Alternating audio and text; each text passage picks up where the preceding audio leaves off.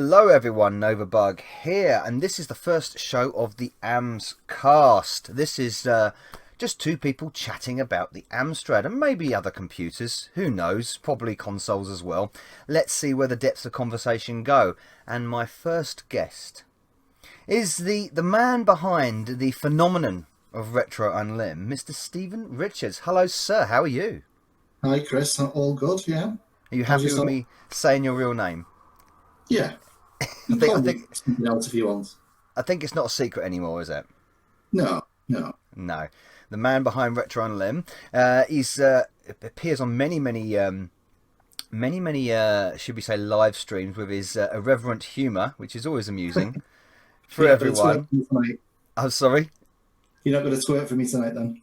No, yeah, you do have this obsession with me twerking, don't you? Yeah, just a bit. Do you have a secret fancy about the Novabug or something?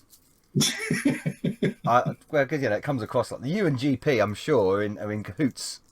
It's normally once a year around Blackpool time. So, Mr. Stephen, RetroUnlim, aka, well, we'll go straight in. Actually, what is your history of the Amstrad? How did the Amstrad become your 8-bit of choice? Because I'm assuming it is your 8-bit of choice. Yeah, it was. My first games console was the ColecoVision. Good And then, choice. and then shortly after that, I got an Amstrad with a colour screen. So you got the CTM 644, was it? Yeah, yeah. And that was a 464, was it? It was, and that was it really. Off to the races I went. After the races, with the cassette loading and all the colour keys. Yeah, that's it. My cousin had a green screen, so it was. When I used to go around my cousins, it used to be like, oh. What was it? Was it a gift or did you choose the Yeah, Amstrad? it was. It was a Christmas present. I think most of us who got into the Amstrad ended up. It was gifts that started that, wasn't it? Yeah, yeah. Can't remember what games. I mean, we got the pack. You know, the Amsoft pack. Yeah, I think loads of us got the Amsoft pack, didn't we? The 10 games and the famous Bridget. Yeah, it was worth what was it, £250? The whole thing, yeah. Yeah, apparently. I think It's probably how much it cost to make it. yeah, yeah, I think the whole thing, including most of that, went on the plastic. Yeah, I think. I think did that included some of the first games, didn't it? Included yeah. Roland and the Caves and Roland on the Ropes. Yeah, Old Mummy, Animal, Vegetable, Mineral. A Harry Attack. Yeah, Galactic Plague. Did that have Sultan's Maze in it? It did. Yeah, It did. God, Sultan's Maze. Wait about half a day for it to load. Yeah. Well, Old Mummy, do we say that? Yeah. Yeah, well, the thing is, our mummy was brainlessly good though, wasn't it? Yeah. It's probably the best out of a lot, in fairness. To be honest, I liked Harrier Attack. Yeah. I did. Especially the beginning where you bomb your own ship and then it doesn't return. Yeah, well, you're knackered then because you can't land and you've had it. That kind of Oh, sort and of Bridget like. as well. Bridget, the classic Bridget. Oh, well, we have to mention Bridget. Bridget's like, Yeah, if you talk about Amstrad, you've got to mention Bridget. that's it. It's legendary. Got people listening going, no, Bridget. Yeah. This is Like, where you insert the Bridget theme song for about 20 minutes. oh, what you mean? I remember that time you wanted me to loop it. Yeah. I. Do you know how infuriating that was to record? Oh, you did well though. You got quite far in it. I did. The things I do for you, Steve. No, no. I know. Yeah. So we're on from the Amstrad. You so that was your machine of your childhood, I'm guessing. It was, yeah, for about 4 or 5 years, yeah. So was that the sort of like when the machine came out, or was it the late 80s? No, it was as soon as it came out. I got it. So you got it in 84. Yes, only child, so I got spoiled. Oh, you did. See, I didn't get mine till 87. So, No. oh dear, I was quite late to the party. But hey, I am the party now, apparently. So what kept you with the machine? Because obviously you would have had friends with Spectrums, Commodores, that kind of stuff, and even in going into later 80s, you had Atari STs and Amigas, which I know that you were a big fan of as well. Yeah, Yeah, I mean, the school ground, it was basically, Spectrum, Amstrad, Commodore, Battle, which is better and which is worse. Well, you must have been honoured up north then to have the Amstrad mentioned, because when I was living down south, the Amstrad was never mentioned in the school ground. Oh, No, yeah. I was the odd one out. I still am. But Quite a few had Amstrads in my school. well, Sugar must have pushed it up north then. That must have been really, yeah, must have been a market he was going. Must have been a market he was going for. I know. I guess, yeah. We don't want to see the connotations of that, but so that was many years with with good gaming on the Amstrad. So, what were your kind of favourite games on the platform that came up? Were they later games or were they earlier games? It was all the way through. Obviously, starting with the Amsoft pack, and then it was like mainly the arcade games that I enjoyed. I decided to plunge in on the Amstrad. Unfortunately, Outrun being one of them. Oh, that one. The arcade conversions. It was. I always think. I don't know about you whether you agree with this, but I always think it was a hit and miss, like a 50-50. Yeah, I mean, like Buggy Boy was brilliant. Buggy Boy's a really good conversion. A little bit slow, someone would argue, Yeah, but what else was there? Space Harrier. I enjoyed Space Harrier. I know it was a wireframe, but I enjoyed the game. it was a clever thing that they Yeah, did with Space Harrier, because they could have gone down the Mode Zero route and made it all like big and blocky and stuff, but yeah. Well, it would have slowed the game down. yeah. Plus, they had the music as well. The same music as the arcade and the same character type. It was just everything else was just in wireframe. I mean I don't think the wireframe took it away from it. It gave it the No, speed. no speed. Yeah, it was very speedy, and it even had the boss music as well. So Yeah, because when people really tried, you could get the AY chip to sing. yeah, I mean, there's some great music on the Amstrad. I will talk about some of your. I'll tell you what we'll do is we'll talk about some of your favourite tracks on the Amstrad a few moments later, and we might play a bit for the listeners. So Outrun, obviously, the thing about Outrun, of course, you look at it with the screenshots, and it looks fantastic. Yeah, especially when the screenshots for the Amstrad weren't even on the Amstrad. Yeah, I know, it's brilliant. That I love it when they did that. Yeah, put a screenshot of the Atari ST on the back of the box, Um, but then it moves and it all goes Yeah, downhill from there. yeah. There's nothing quite like getting home after saving your pocket money and Yep. getting your childhood destroyed by slowdown. I had the same experience with Double Dragon. Oh, Yeah, I used to play Double Dragon in the arcades, and I think many of us love Double Dragon in the arcades. yeah, And I bought the Amstrad conversion, and this is going to be great. And it was slower than a snail in tar. Yeah. But then, of course, later on years, we found out that Applin did the version that was much better. yeah. Double Dragon 2, brilliant. Well, there's obviously two versions of Double Dragon 2 as Yeah, well. not the rubbish one. Because that was another little bugbear of mine, is I went out and bought Double Dragon 2, and that was the rubbish version as well. Oh God. Big And box then version. you probably see reviews in the magazine. What were both? They were reviewing the wrong game. I know. God dear. What other games stick out in your memory of that era? Well, I mean, I had a soft spot for Rolling Thunder. I used to have fun with that one. Rolling Thunder, yeah, it's an okay port. But back then, I enjoyed it. I had more patience back then. We all did. I think, yeah, that's true. Well, we had to, because we had to wait for the things to load, didn't we? So, Yeah, it's like when you play these games today. You don't have any patience for them, and you struggle a bit more. yeah, I mean, modern gamers get, upset with I don't know, a 10-minute update. That's the thing about the games, though, where then they were as they are. Yeah, I mean, other games, Match Day as well. Match Day 2. Yeah, because at the time, football simulators were getting on a bit. They were starting to really come in, weren't they? Yeah, Match Day. Remember that annoying intro tune, the Match of Yeah. the Day or something. Oh, I might play a bit of that now, actually.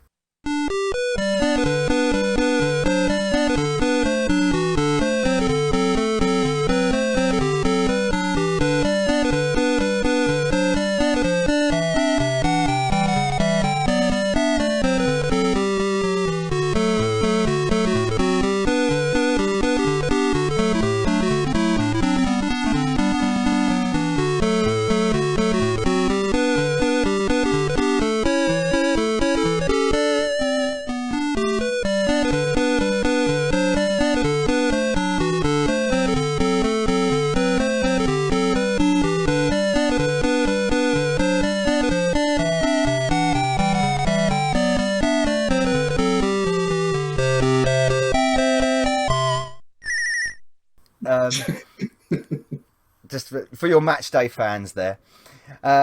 But your match day 2 was actually considered quite good at the time, wasn't it? But you play it now and it's dreadfully slow. But I suppose we're so spoilt when you got the later games like Sensible Soccer and stuff.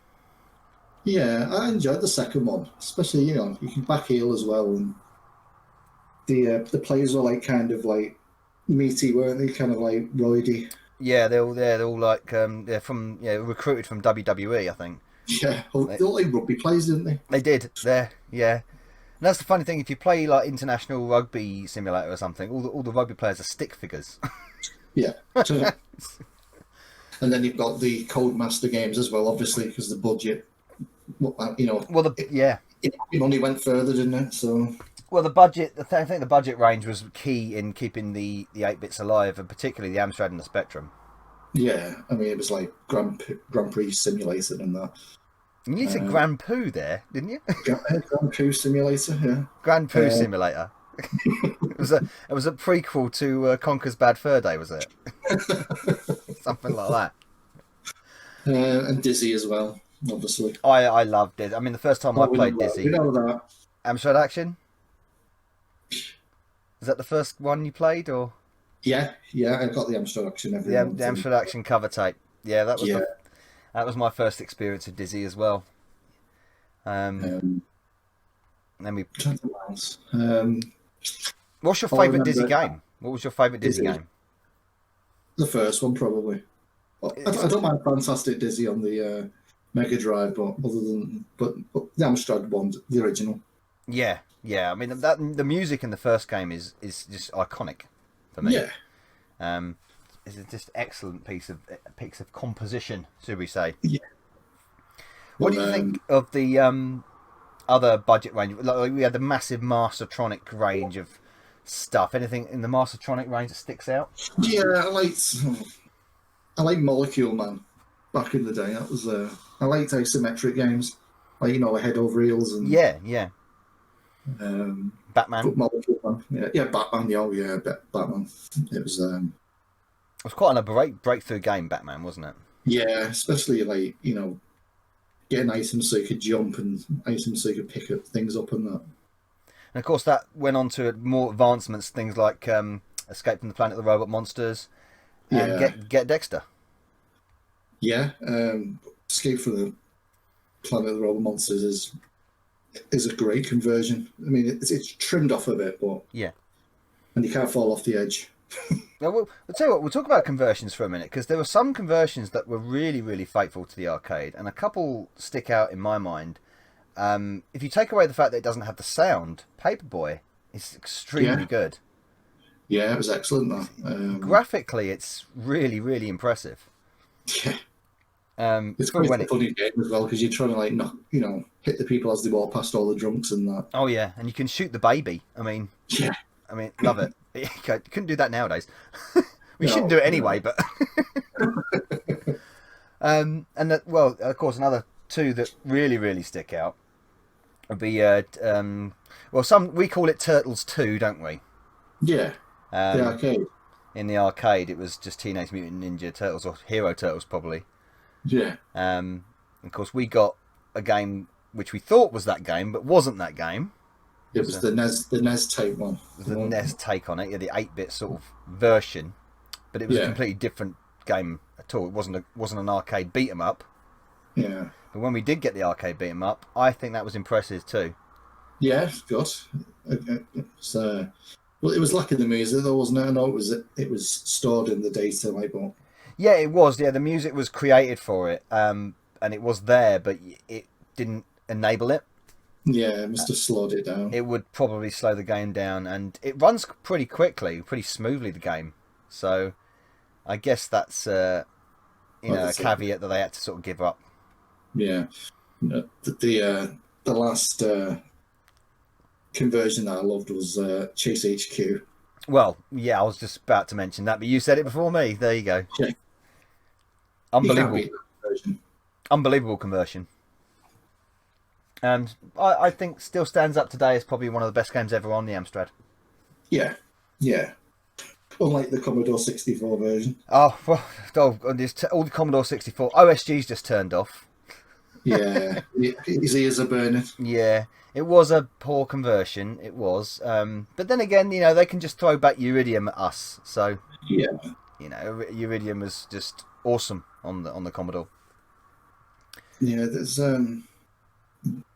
Commando as well. I don't know which one was better. It's quite.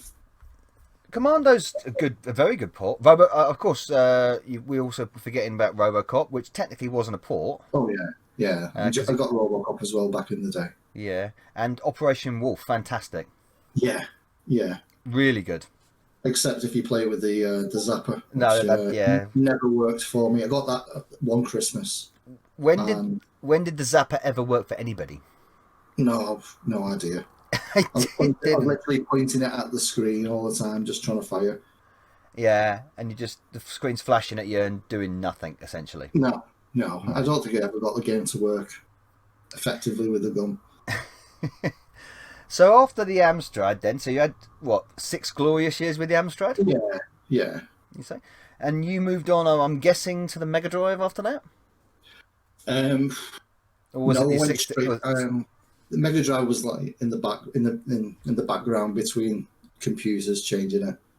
So was it the 16 bits you moved on to? Yes, briefly, but I had the Amstrad and a Mega Drive at the same time, and then moved on to the Amiga. But the Mega Drive was in the middle between them. Ah, gotcha. So yeah, because you have a big love for the Amiga, don't you? Oh yeah. Oh no, sorry. I got an Atari ST first. Oh, right. I think it was a 1040. Yeah. I had that for a few years, and then the software and everything was. I remember Sensible World of Soccer was coming out for the Amiga, and I had it all. I had Sensible Soccer on the ST, and that was when the software was like starting to stop. Right. Okay. And they were slowing down producing games for the Atari, so I decided to go for the Amiga. Yeah, because in the early days, they used to take ST games and port them to the Amiga, didn't they? Yeah. And then the ST also was quite linked with the Amstrad. Going back to the Amstrad briefly, because some developers would lift the graphics from the ST and then put them onto the Amstrad. Yeah. Which was it wasn't common, but they could do it. So that was an interesting sort of little thing later in the Amstrad days, of course. Yeah, but again, it was like I enjoyed the Atari ST, but you shunned it for the Amiga. Yeah, when I moved to the Amiga, it was night and day. You could say Another World, maybe. Yeah, Another World. Yeah, great game. To fill in that flashback and stuff like that. Oh, I loved Another World. A friend of mine had an Amiga. I never had an Amiga back in the day, and a friend of mine had an Amiga, and I was very impressed with it. I really. The first game I ever played on the Amiga was Blood Money. Oh yeah, good game. And it had that really creepy voice intro. The theme tune in the beginning. Yes. So there's a voiceover at the beginning that sort of goes. Where is the money? That's it. Yeah. That stuck in my mind. And then later on, I think I played Cannon Fodder and Lemmings. Oh, great game. Definitive versions for me. Cannon Fodder and Lemmings are the definitive versions all on the Amiga. Yeah. But a sterling effort on the Amstrad for Lemmings, I think. I've never played Lemmings on the Amstrad. It's slow, but it's all there. The game's all there. Yeah. So it's got some. Lemmings on the Amiga was brilliant. It is actually fantastic. So you never had obviously the fabled GX4000 or the Plus machines, I take it?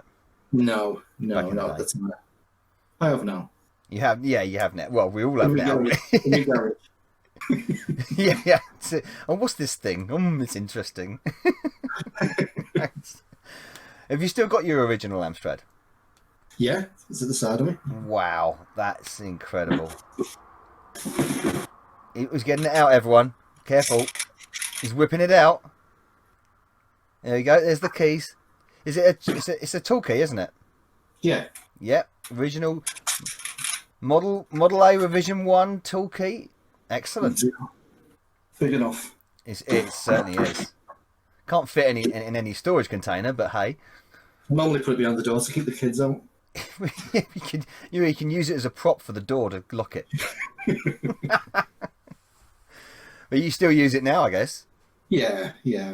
Kept it alive. Yeah, I've got all the games still. I've still got the original Amstrad. I didn't sell it. Still got it. Fantastic. I wish I had my original Amstrad. I lost it years ago. My father sold it, but yeah, well, shit happens. The monitor went years ago. Exactly. Yeah, shit happens. So let's move on to RetroUnlim.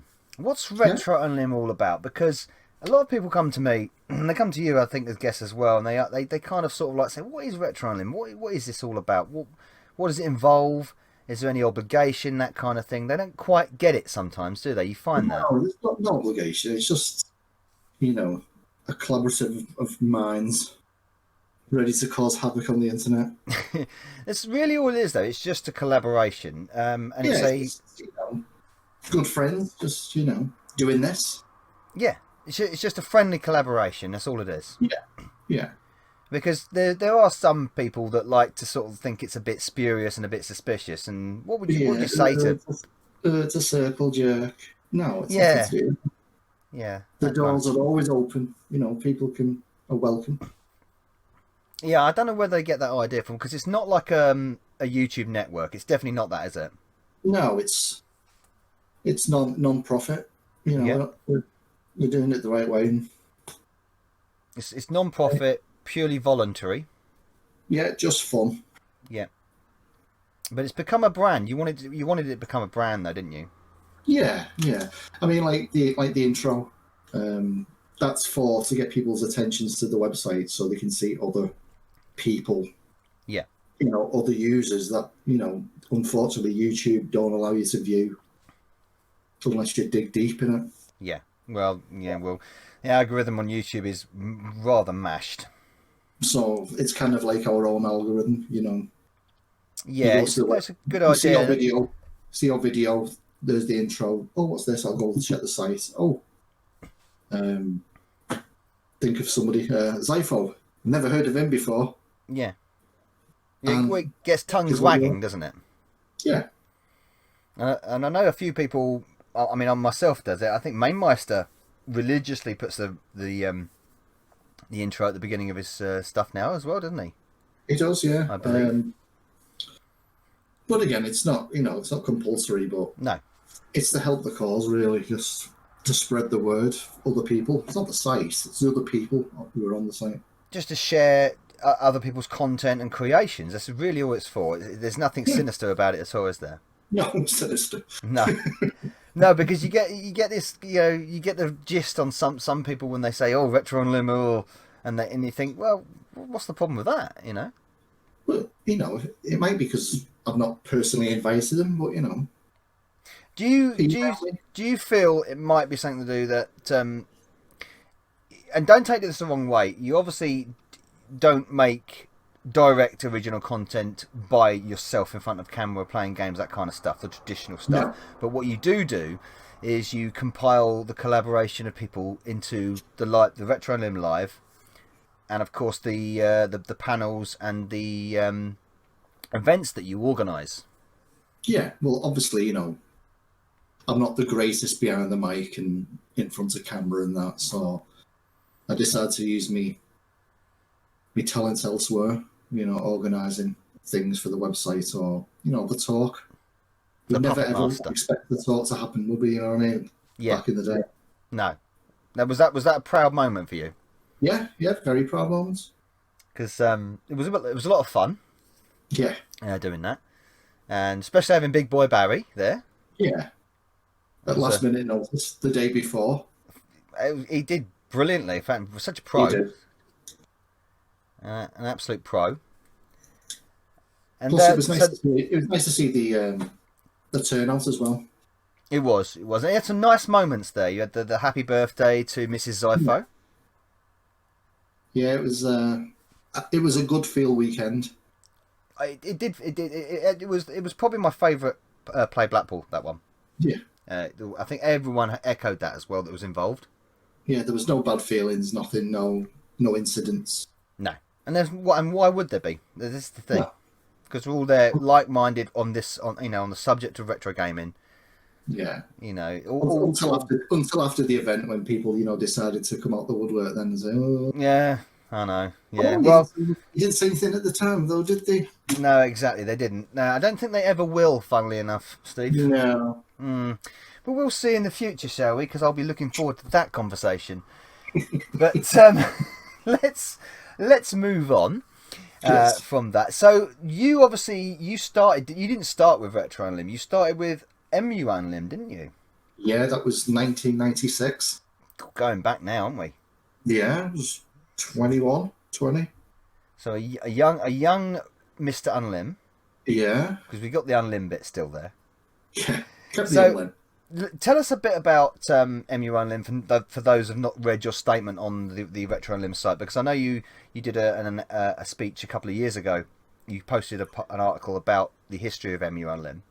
Yeah, it was just when I got my PC back in the day. This is after obviously the Amiga and that. I started.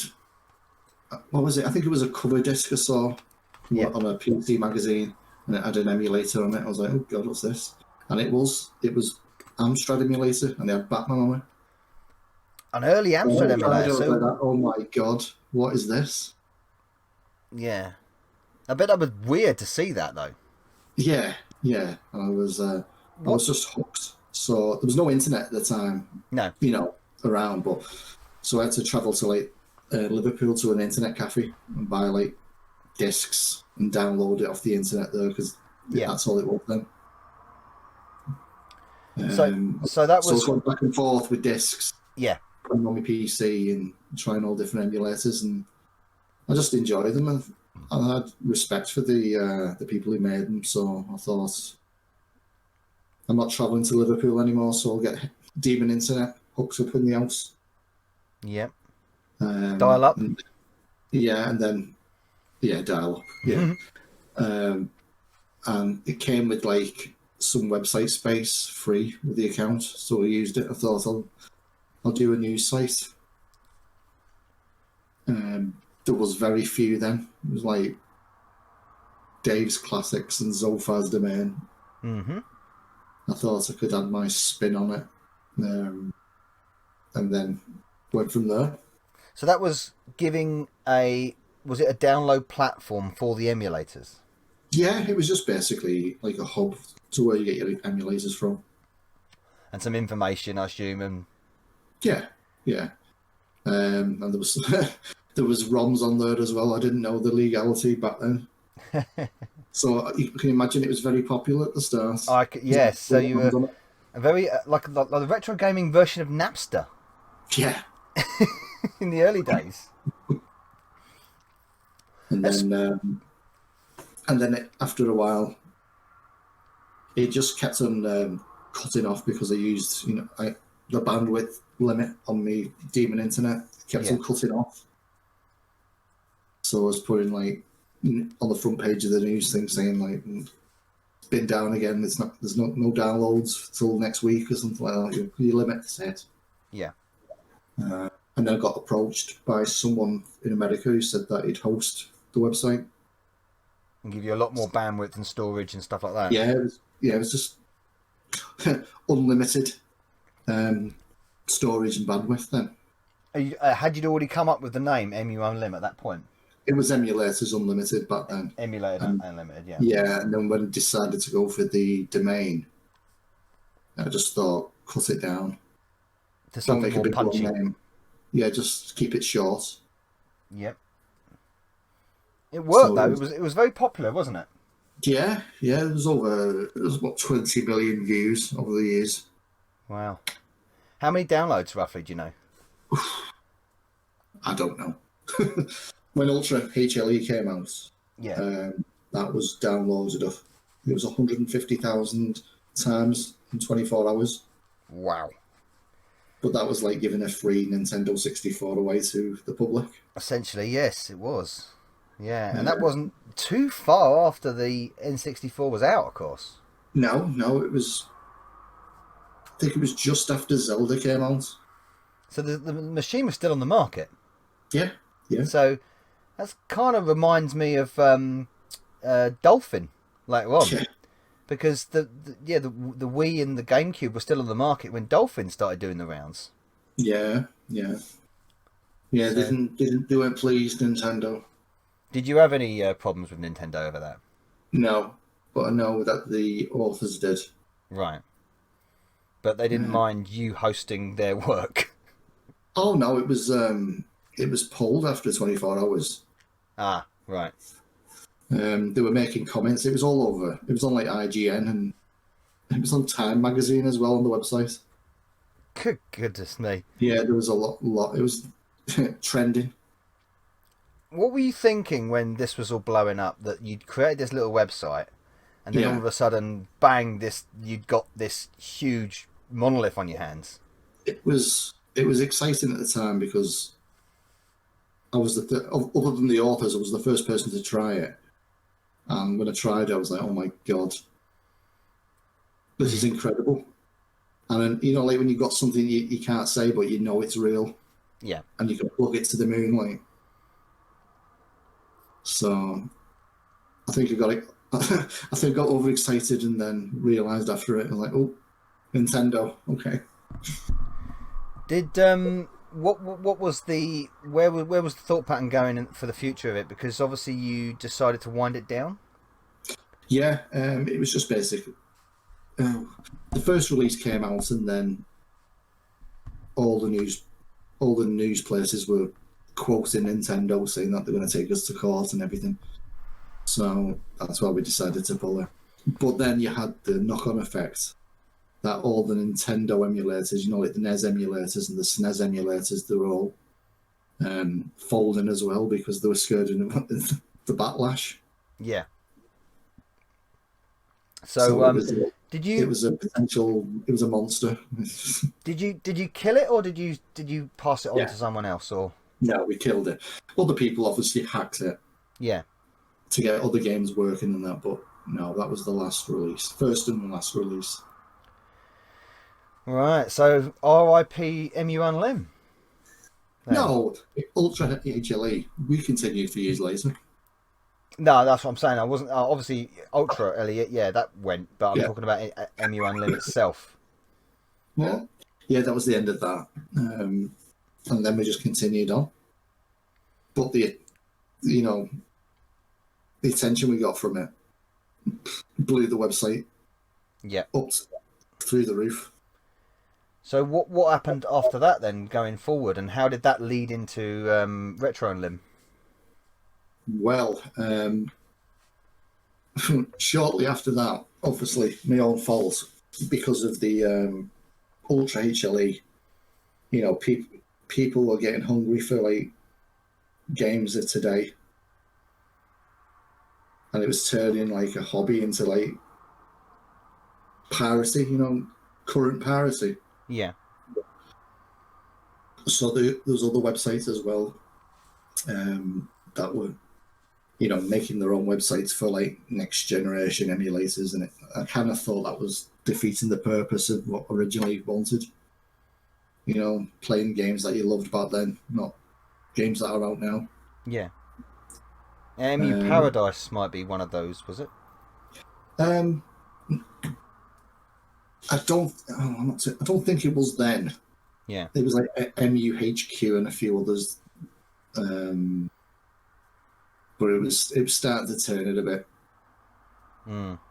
Warriors.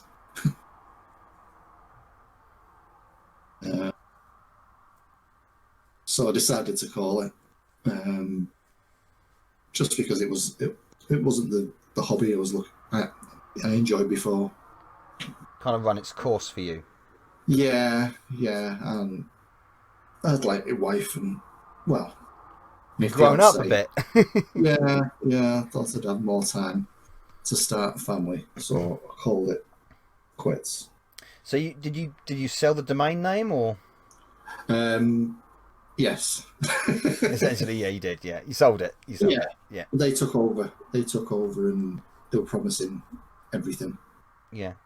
And over time, it didn't deliver. It ended up being a bit of a blue elephant. You know what I mean? It was left. So I'm not updated, all that kind of stuff yet. no. The So website got put out to pasture, kind of thing. yeah. So I mean, I've got it back now. Yeah. Where did the so that obviously gave you the idea for RetroUnlim, I'm assuming. Yeah, I mean, during the time I was off, it was the birth of like YouTube and all then. So I was watching like Yak and the Game Chasers and other people like that, and it was getting excited again. So I thought, instead of having emulators, because the RetroUnlim website hosted tons of emulation projects. Yeah. So I thought, try to do the same, but with YouTubers. Yeah, I see. Yeah. To build a community that way. So to highlight their love of retro gaming, kind of thing. Exactly, yeah. And that's where we've decided I'll give it a go again. How did you assemble your initial opening crowd? One of the people who was watching was Harry Yak. Yeah, we know Mr. Yak. And Scott. Yep.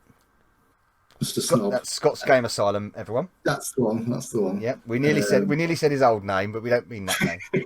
He'll kill us if we do that. Yeah, I don't want to say snob. No, what we don't say. Look, we don't say the console snob around here. Okay. If you're listening, Scott, there you go. We got that clear, haven't we, Steve? Yeah. Sorry, carry on. Then there was Half-Bit. He was really good. Did approach Zypho back in the day, but I think he had life going on at the time. But I think it was Zypho wasn't appearing on camera in the early days, was he? Yeah. And this is before I even started, I think. Yeah. And then it kind of went from there. So was it about a year or 2 years in when I joined? Yeah, about 9 months, I think. Because it was Lawn Boy's post that introduced me to you. Yeah. That's how we got talking. Yeah. Solid friends since. Yeah. And then the site has gone on to different things since then, hasn't it? You tried a different website initially on Amazon. Yeah. That was okay. But it's a bit better now. Stu's got his apps. Yeah, you brought a developer on board, didn't you? Yeah, he's a great one, Stu. Yeah, it's Stuart. Retro Games 1979, is it? It is. Yeah, I remember his YouTube channel. Yeah. he'll love me for that. I remember. Do you remember his when he started his YouTube channel? He was collecting Mega Drive games, and he used to say like, "What was it? Games are more important than food."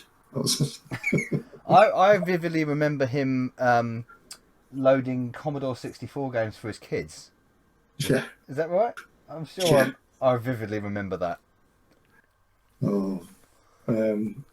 So yeah, the website picked up momentum, and we decided to do like a live stream.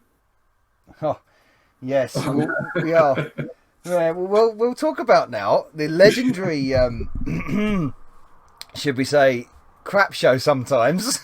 Yeah, of RetroUnlim Live. Great moments on it. Some great guests. We have had some. Yes, we've had some moments, haven't we, on RetroUnlim Live? See, we've had it every moment. Did you ever imagine that would happen? That some of the. I mean, we have danced with controversy. Yeah. Several times, with several naughty words. Yes, muddling. Many edits, many post-show edits. We've also had live arguments and falling outs. Yeah. Myself was part of one of them. It happens though. which was resolved very quickly. By the Yeah. way, everyone. And we've also had some really big YouTubers on that show as well. Yeah. Don't Yeah. name drop, but go ahead. Ooh, who we had? We've had lazy game reviews. Yep. We've Obviously, had Slopes Game Room now. yeah. Who else? Larry. Larry, Kim, Kim. Ashens. Ashens has been on it 3 times. Top Hat. Top Art, Re-Res. Yep. God. Alpha World Omega Sin. Carnage. Yeah, Alpha Omega Sin. Yep. World Carnage. Gamester. The old Gamester 80. What? Yeah, lovely bloke. Yeah. Top man. Did he get his GX 4000 out that He stream? did, didn't he? Oh, yeah, I did love him with Gamester 81. Yeah, I remember that. I do remember that. Oh, the Game Chasers. We had the Game Chasers, which was quite cool, seeing as I was watching them before I started it. It's interesting. You got that sort of like circle of life there. Yeah, yeah. What else? We had the guy from Night Trap. Yeah, you had who did you have? You had also, did you get Applin on? No. Who else? We had Big Boy Barry on. Big Boy Barry, yeah, yep. What else we had? Had a lot of names, Yeah.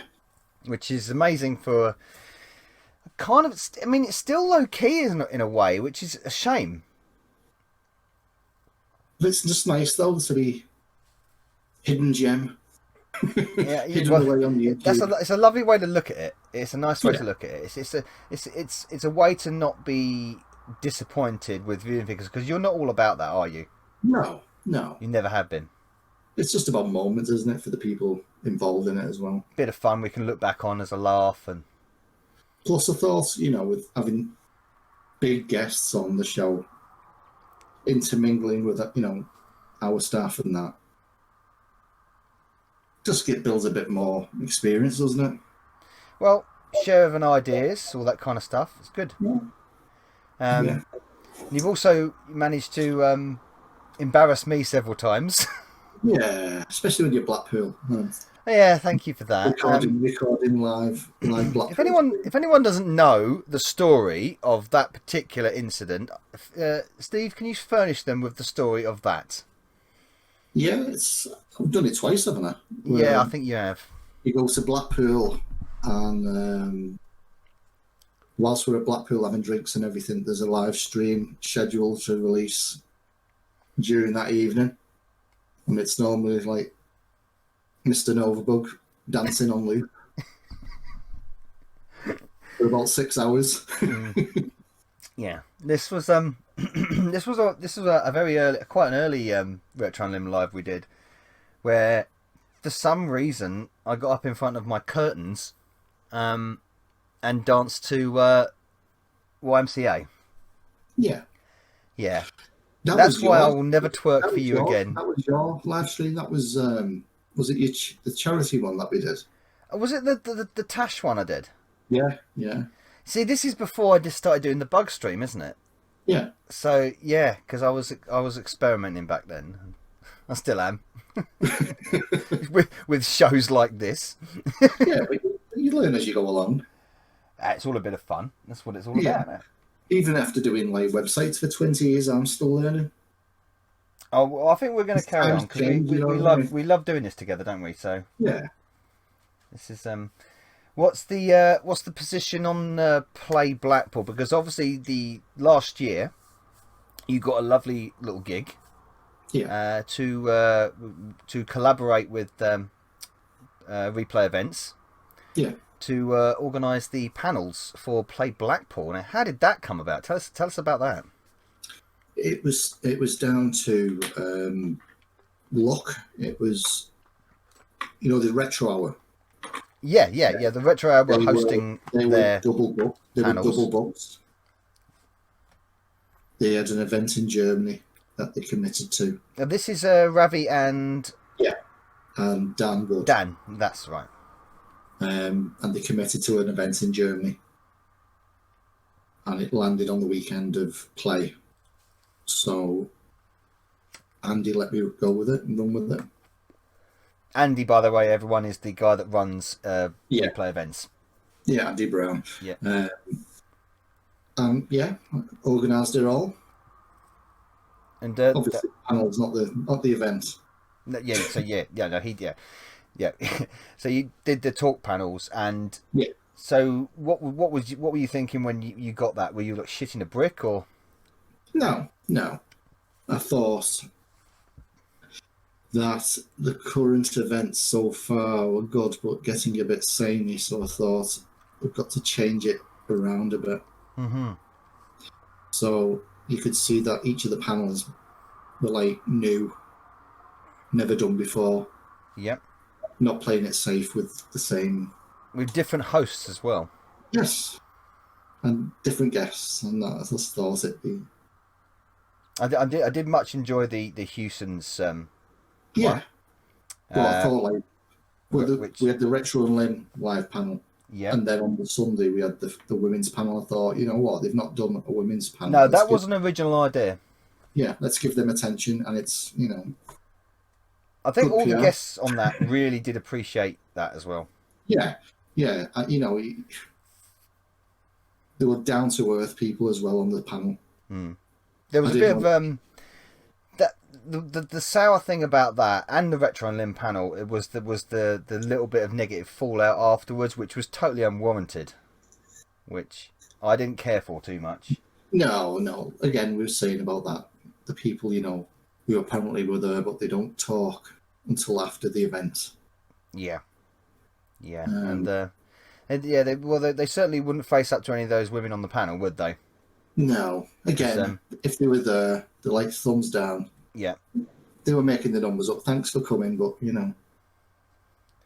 Well, I guarantee them people that downplayed it, that all them women on that panel would have torn them to shreds. Yeah. But yeah, I wanted everyone on each of the panel to be like down to earth and just real but different people. I think. Yeah, with good communities alongside them. You also were you involved in organising Gaming Muso's gig as well? No. Oh yes. Well, I did suggest it. I did suggest him to Andy. Mm-hmm. The thing with Andy, he'll say, nah, and then next week it'll be his. But he ended up loving that, didn't he? Yeah. So you can tell me it's a good idea. Yeah, he loved it. He did play it, and then next week they're using it as their idea. Yeah. But, well, but no malice in that. You cause no malice in that. No. Smart of Andy. Yeah, because that was obviously he did that again at Play Margate, of course. Yeah, I mean when Andy announced him, it was at the time when he started making his arcade. Yeah. Guitar tracks. He was on a roll then, so it was. Well, smart. He just released his album as well, didn't he? Yeah, so it was smart. So it was a good time to add him. And James is a lovely bloke as well. So yeah. He lived originally around the corner from where I live. So did you know James before then? Did you? No. He was, but he was a local lad. But he used to play in the group because Tim Follin, who we interviewed on that weekend, he's from St Helens where I'm based. James used to play in his brother's band. Oh, so it's like St Helens massive. Bit of a 6 degrees of separation thing going on there. Yeah. Well, I think it was a success, and because you were invited back to organise it again, weren't you? Yeah. So hopefully, Manchester will be Retro Hour and Blackpool will be RetroUnlim's. But realistically, we're looking at 2021 now, aren't we? Yeah. I don't think he'll be on this year. No, damn shame, but hey ho, those are the breaks in life, I guess. We did, at least we had Play Margate, I guess. Yeah. So we did have one, which is a shame because we won't meet each other up and have a piss up this year for that reason. I know. But hey, if you ever fancy a holiday in Cornwall, bring the kids and the family. You know, No, okay. always welcome. Okay, let's bring it back to games then. So, plenty of well, I mean, you've been involved in a lot of stuff like that. I mean, obviously organising events, RetroUnlim, MU1Lim. Bring it back to the games and stuff. You say you started off with a Coleco. Yeah. So that was not many people did start off with a Coleco, especially in the UK. No. It was my dad back in the day liked his games, so I kind of like like you get your son the latest console out there. That was the Coleco back then. He did have an Acorn. Didn't play much of it. I was just watching him play Football Manager. Well, you can't do much of an Acorn apart from fight against a wall, really, can you? No. So, sorry. Thumbs down. You could grow an oak tree, I guess. Yeah. And then one, I think it was first console I got at Christmas, ColecoVision. You have many games for it? Yeah, it's about 6 games on it. Absolutely brilliant console. Even today, it holds up. Not all the games, but most of the good games hold up. For the time, it was very advanced, wasn't it? Yeah, I mean, Donkey Kong, Mr. Do, Time Pilot. I mean, there was some brilliant games and the really good conversions. Time Pilot's a tricky one to sort of convert, and good version. Yeah, very good version. Streets ahead of the 2600. Yeah, I also had. I got the module 2 for it, which turned it into like let you play Atari 2600 games on it, which is like highly illegal of Coleco, but allowed. It's essentially like getting a SNES to play Mega Drive games. Yeah. So the first console was a ColecoVision, which had a Atari 2600 in it. Amazing. Yeah. So from the Coleco to now, what's the modern platform that you're playing on nowadays? What is your choice? The Switch. Yeah, when the kids allow me on it, or when they've gone to bed, or they're not bathing it. It's a phenomenal comeback, isn't it, from Nintendo? Yeah, it's a brilliant machine. I still like the Wii U. Well, let's talk about the Wii U actually, because it's I always consider it an extremely underrated console. Yeah. Maybe people judge it by just literally looking at sales figures, and I always think that you shouldn't really judge a system on just its sales figures. No. The Coleco, funnily enough, is a good example of that. Yeah. Because the 2600 was killing it at the time, and the Coleco was just a better machine, but percentage-wise, more people had in the 2600. I know. So, to say that the Wii U was no good because it didn't sell well, I think is a bit of a fallacy. No, I think it was because all the publishers pulled out as well, didn't they? So yeah, that didn't help. We can think of another console that was affected by that. Yeah. Well, publishers not making games for it. Yeah. I love the way I managed to link everything to GX4000, but I've got this talent of doing that. I don't know how. But the Wii U, I think, is I think it's one of those machines that should go down eventually in time as being a bit of a classic machine with some real quality standalone games on it that you can't get on anything else. Oh yeah. Apart from obviously the Switch remakes. Yeah. Super Mario World 3D on it. Fantastic. Brilliant game. Soundtrack, everything is amazing. It is a very enthralling game. It's something that I never got into Mario 64 back in the day. Yeah. So that was the first experience of a 3D Mario, because I never played Sunshine either. And I was like blown away. Yeah, I mean, even playing with like 4 people, it's a brilliant game. I'll playing with my 2 daughters. So much fun. So much fun. That's probably it's probably the most favourite Mario game of the lot. Yeah, well, to me, it's the second best from Super Mario World. Yeah.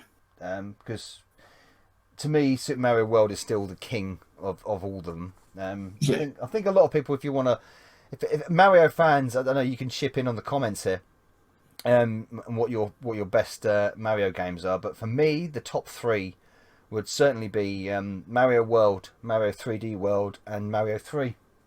Yeah, that sounds about right. Yeah. And of course, don't think of Mario 64 anymore. Mario 64 is very good, but yeah, but I have bad memories of it. Oh, well, you're not thinking of the from the website, the Games Master episode, are you? Yeah. Oh God. No. Well, we're not talking about that because he might be listening. He might, yeah. Yeah. He might throw a paddy at me. Oh, what's his show called? I forget. The Games Monster. Yeah. Is that what it's called? No, Games Animal. Games Animal. Yes. Shout out to you. Yeah. No, it's a fashion. It is. Bikini babes. Yeah, exactly. So that's the most played system in your household, then, the Switch. Yeah. Fortnite. Any interest in the modern ones coming out? PlayStation 5, Xbox Series X? There's a new Switch apparently in development. Yeah, I'll have to see around the town. Kids are hogging the computers at the moment, and with work and that, not much time left. Not amongst all your retro consoles, anyway. Oh no. So how many do you have? Because let's get on to a bit of collecting here, because I'm guessing a fair few people listening are going to be into their collecting. Yeah. So console count, roughly off the top of your head. Right. Don't turn around and count them. No. Well, I've got Amstrad Spectrum, Commodore, Amiga, ColecoVision, NES, SNES, Mega Drive CD. Model 1 or 2? 1. Oh, good one. GX4000. Yeah, you got one of those. I've got a mint and sealed Atari 2600 Heavy Sixer. Oh, the Woody Heavy Sixer. Yeah, Beauty. with the chest piece on, which is quite rare. Yeah, it is. Yeah, I haven't. Yeah, because my one's a Vader. Yeah, I've got Vader Junior. I think it is actually. Got the Atari X. Is it XE? The one with the light gun and the weird coloured buttons. Oh, the XEGS. Yeah, that one. Yes, the consoleized version of the 65XE. Yeah, that's it. Which was the yeah, it was Atari's version of the GX4000 in a way. Yeah. Because at the time, the light gun works. Oh well, that's obviously it's one step up then. Bonus. Maybe because it's solidly based off the Atari 8-bit hardware. Yeah, true. So yeah, for those that don't know, that the Commodore, Amstrad, and Atari did exactly the same trick at the time. They decided to make consoleized versions of their existing 8-bit machines. The only difference being that the GX4000 was slightly advanced because it had a bespoke ASIC chip in it. Yeah. The Atari XEGS had a trick of basically turning it into a 65XE. Yeah. By having a keyboard and all the peripherals on it. And the Commodore GS console had a trick of being utterly shit. Well, if you play Terminator 2 on it, you can't play it. Not just Terminator 2, many other games. Because it had no keyboard and you had to press keys to start it. So, top job there, Trammell. So anybody that laughs at the GX4000 and the XEGS, I always point towards the Commodore GS, which, funnily enough, out of the three of them, is the most valuable. Yeah. Oddly. No, it's just such an oddity, isn't it? It's a very unusual machine, and in a lot of circumstances, useless as well. So. Do you think we'll ever see Chase HQ2 on the GX4000? Well, there you go. If anyone's listening out there, get in touch. Yes. Yeah. We need a rip of that. Yeah. You know, legend goes, it's not a very good game, but we don't care. We just want a rip of it. So it's going to be terrible, isn't it? You know what I mean? When it eventually comes out.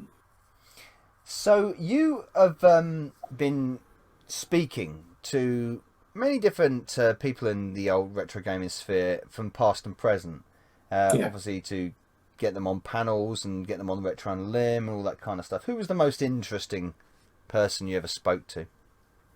Interesting, as in The stories they told, or the situation where they've got themselves going from retro gaming, developing what they're doing now, that kind of thing.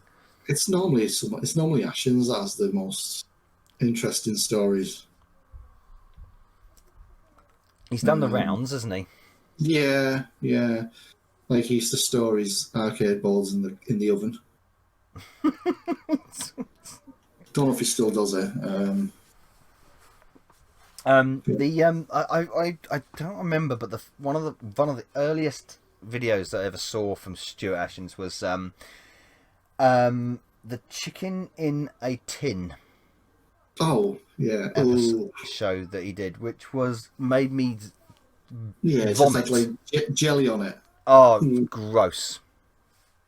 Absolutely gross. And I got a fleeting glimpse of him once in Northwood as well. But Larry's another good one as well. sorry, Larry's another good one as well. Larry's he's always good for a chat. Always wants to get him. Yeah, we'll get involved if you can get hold of him.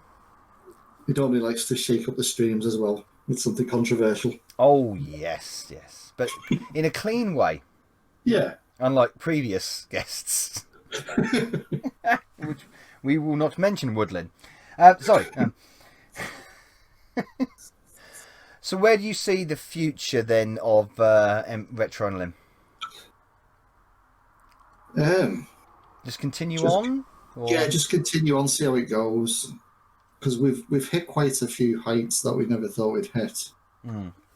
With the panels and that we've had our own. Well, we've had our first official panel because we've had 2 overall, haven't we? Yeah, the one many years. Was it 2016? Yeah. Which was hardly anybody showed up to, but yeah, it was a non-official event. Yeah, non-official. Nobody really knew what it was. But the second one, well, like you say, great turnout that was. Yeah, it was. I was such a proud moment. You were beaming. Oh, I was humbled. It was probably the best moments I've had the website so far. You're taking pleasure, I think, in a lot of us being nervous on the panel as well. Oh no!